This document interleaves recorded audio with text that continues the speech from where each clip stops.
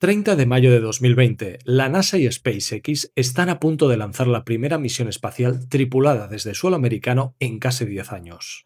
Dos astronautas, Bob Behnken y Doug Hurley, se están preparando para subir a la nave Dragon y volar hacia la Estación Espacial Internacional. Es uno de los momentos más importantes de la historia de la exploración espacial, y ellos eligieron una sola canción para acompañar ese instante. Y la canción seleccionada fue Back in Black de AC/DC.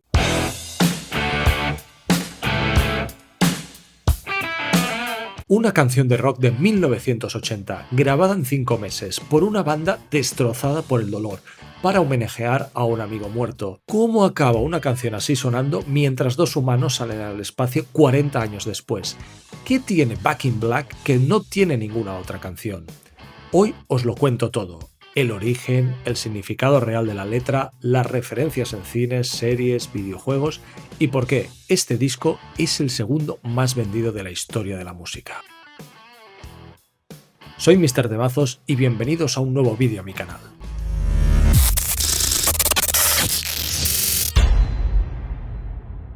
Para entender Back in Black, primero tenemos que entender quién era Bon Scott. Bon Scott era el alma de AC/DC, el tipo que escribía letras sobre whisky, mujeres y rock and roll, porque esa era literalmente su vida, salvaje, divertido y carismático. Era el motor de la banda. En 1979 habían publicado Highway to Hell, su mejor disco, el que los había llevado a la cima de todo.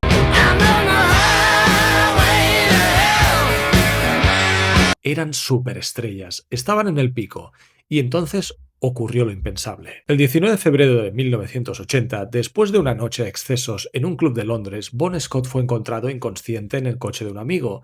Tenía 33 años, murió por intoxicación de alcohol. Los hermanos Angus y Malcolm Young recibieron la noticia en Australia. Para muchos eso era el fin de la banda. ¿Cómo podíamos seguir adelante sin el alma de todo esto? Fueron los propios padres de Bon Scott quienes dieron el empujón. Les dijeron a los hermanos Young que Bon hubiera querido que continuaran, que parar sería la peor forma de honrarle. Y entonces Malcolm Young cogió la guitarra y empezó a tocar, 2 días después del funeral de su amigo. Porque en el rock no se llora con flores, se llora con riffs.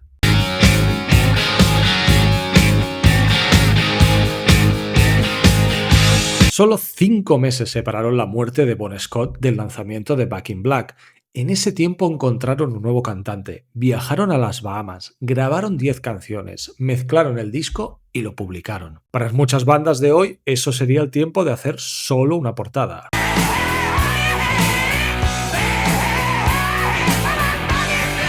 Pero antes de hablaros de Brian Johnson, el cantante que sustituyó a Bon Scott, os quiero contar algo sobre el riff de Back in Black que muy poca gente sabe. Esas 4 notas, las que todos reconocéis en medio segundo, ¿sabéis cuándo lo compuso Malcolm Young? Años antes del disco, Malcolm lo tocaba durante las pruebas de sonido antes de los conciertos, como ejercicio de calentamiento, sin darle ninguna importancia, solo para calentar los dedos. Uno de los riffs que más se ha usado en películas, que ha sonado en una nave espacial y que ha vendido más de 50 millones de discos, era el calentamiento de un guitarrista. A veces los mejores momentos de la música nacen sin querer. AC/DC tenía un riff, tenía ganas de seguir, pero necesitaba algo imposible, un cantante capaz de reemplazar a Bon Scott. Probaron a varios, nombres que no os voy a aburrir porque no llegarán a ningún lado, y entonces alguien recordó algo que el propio Bon Scott había dicho antes. En 1973, Bon Scott había visto actuar un tipo llamado Brian Johnson, cantante de una banda menor llamada Geordie, y le habían dicho a Angus Young literalmente: ese tío es un gran cantante de rock and roll, en la línea de Little Richard. El propio Bon Scott, sin saberlo, había recomendado a su sucesor. El problema era que Brian Johnson no estaba en su mejor momento. Su banda era totalmente un fracaso. Estaba sin dinero, separado, con 2 hijas pequeñas, trabajando en la empresa de construcción de su hermano poniendo parabrisas. Cuando su manager le llamó para decirle que AC/DC quería verle en Londres, Brian pensó que era una broma. Le pidió que le llamara en 10 minutos para confirmar que iba en serio. Y cuando confirmó que era real, no tenía dinero ni para el billete de avión. AC/DC le pagaron el vuelo, y lo que pasó en esa audición es ya leyenda. Brian Johnson llegó tarde. Angus y Malcolm lo estaban esperando en la sala. Cuando alguien fue a buscarlo, estaba en el sótano, jugando al billar. Una vez que subió y le preguntaron qué quería cantar, Brian eligió esta canción de Tina Turner.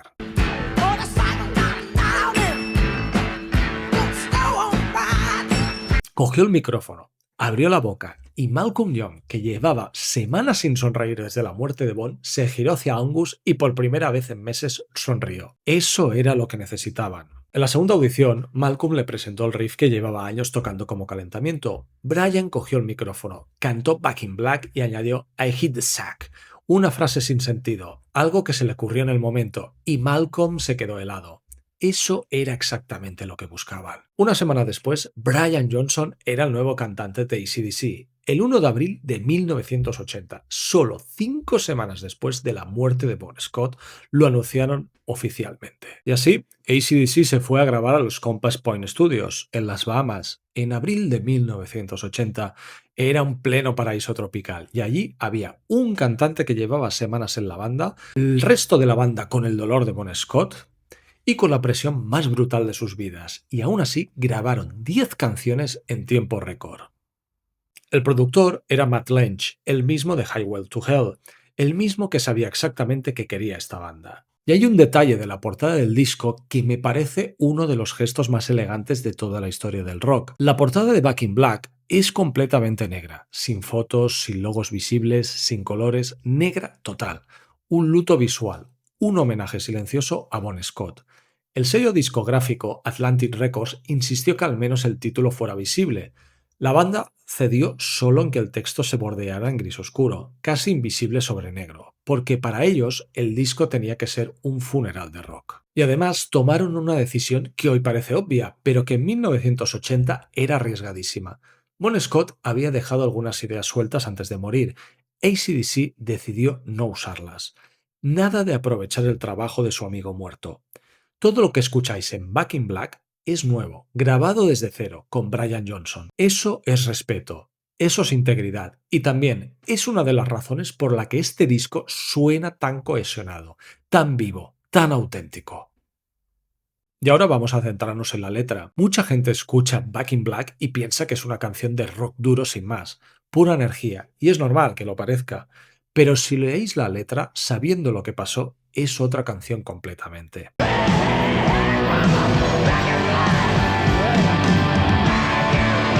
Frases como regresé de negro, he tardado demasiado, me alegra haber vuelto. Ese regreso no es solo el regreso de la banda, es Bon Scott hablando desde algún lugar, volviendo desde la oscuridad. Es la banda diciéndole al mundo, seguimos aquí. Otras frases como tengo 9 vidas, ojos de gato, abuso de todas ellas y corro salvajemente. Brian Johnson lo escribió pensando en Bon Scott, en cómo vivía al límite, sin frenos, como si fuera indestructible, hasta que dejó de serlo. Y lo más fascinante es que Brian Johnson lo admitió.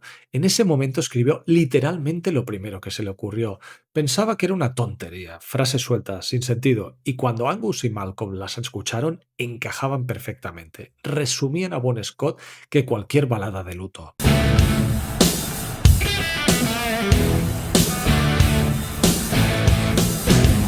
Pero no es todo oro lo que reluce, porque aquí viene una polémica, que a día de hoy aún persiste. Hay un rumor que circula desde los años 80 de que Bon Scott había dejado letras escritas antes de morir y que Brian Johnson las usó sin reconocérselo. Brian Johnson lo ha desmentido en múltiples entrevistas, y Angus Young lo ha confirmado, los riffs ni siquiera estaban terminados cuando Bon murió.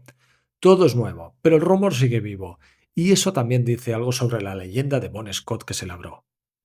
Y una vez analizada la historia y el significado de su letra, vamos a hablar dónde se ha escuchado esta canción, porque la lista es larga, ya os digo. Primero de todo, cuando tú escuchas Back in Black, lo primero y lo más normal que te venga a la cabeza es Iron Man. Esta película de 2008 fue la primera película del universo Marvel.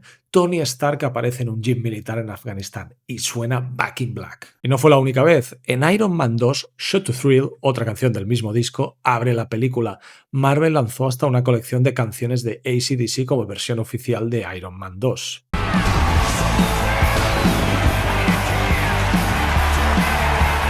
Otra película muy famosa es School of Rock de 2003, donde Jack Black, ¿recordáis la escena en que los niños empiezan a ensayar? Back in Black de fondo, la canción que convenció a una generación de que el rock era lo más guay del mundo. Otras apariciones famosas fue en Karate Kid, el remake de 2010 con Jaden Smith, hijo de Will Smith, y Jackie Chan, Back in Black en la banda sonora. Otras apariciones muy famosas son las de los Muppets, Megamind. La canción ha aparecido en tantas producciones distintas que sería más fácil listar en que no ha aparecido. Pero el legado de Back in Black no se queda en el cine. Los videojuegos también tienen mucho que decir. Guitar Hero o Rock Band son dos claros ejemplos, pero el más famoso de todo es Call of Duty. Surprise, mamacita. Hey. Surprise, Batman. Hablemos de números, porque a veces los números cuentan la historia mejor que las palabras.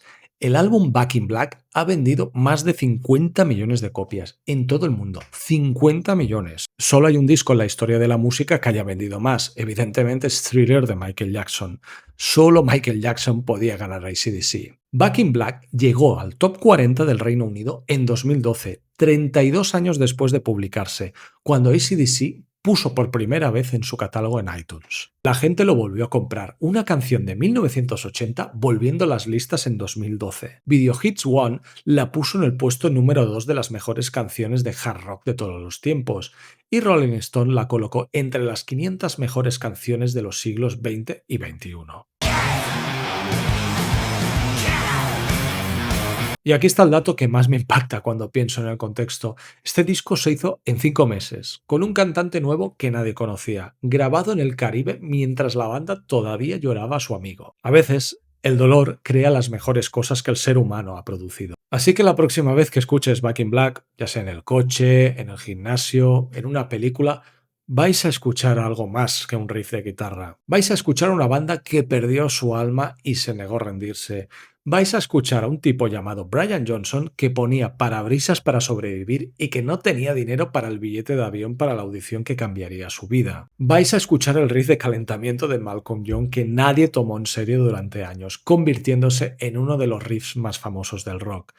Y vais a escuchar el homenaje más honesto que unos amigos le han hecho jamás a otro amigo, sin flores, sin discursos, sin baladas, solo 4 acordes, una voz nueva y mucho rock and roll.